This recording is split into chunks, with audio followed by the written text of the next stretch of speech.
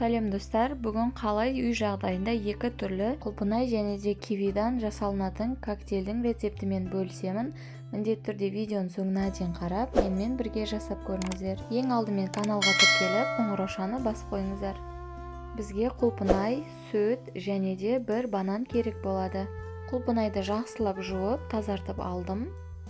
Ыдысқа сүтті құйып, үстінен құлпынайларымызды салып аламыз. Барынша жақсы піскен тәттісінен алуға тырысыңыздар. Егер де құлпынайды ұнатпайтын болсаңыздар, кез келген өздеріңізге ұнаған жеміс жидектерді қоссаңыздар болады.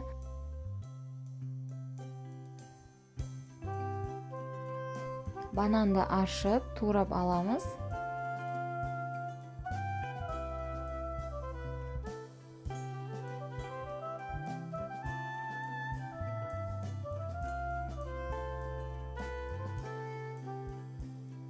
Ыдысқа барлығын салып аламыз. Осы бананды қосқанымыздың арқасында біз ешқандай қант пайдаланбаймыз. Бананның тәттілігімен коктейліміз өте дәмді болып шығады. Барлығын блендердің көмегінде осылай езіп шығамыз. Егер де сіздерде коктейль жасауға арнайы арналған комбайн немесе блендерларыңыз болса, соны да пайдалансаңыздар болады.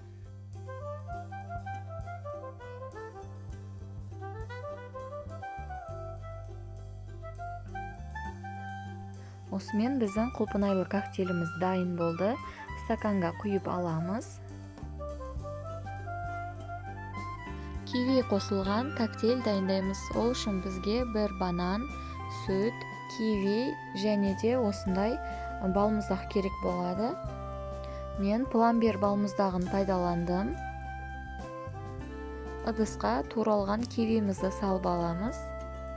Егер де бұл коктейльді балаларға беретін болсаңыздар, киви қоспай жасай берсеңіздер де болады. Себебі кейбір балаларда цитрусовый жеміс жидектерге аллергиясы болуы мүмкін.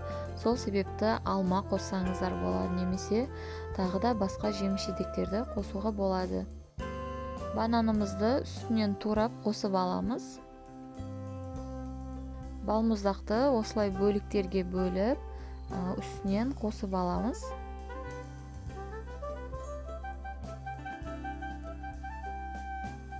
Жүз миллилитр сүт қосамыз.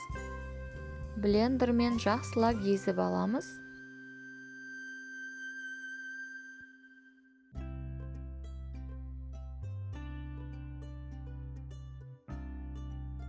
Киви қосылған коктейліміз дайын болды.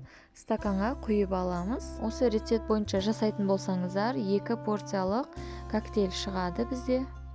Коктейліміз аппетитный болу үшін мен осындай құлпынайды ортасынан кесіп, стаканға қойып алдым.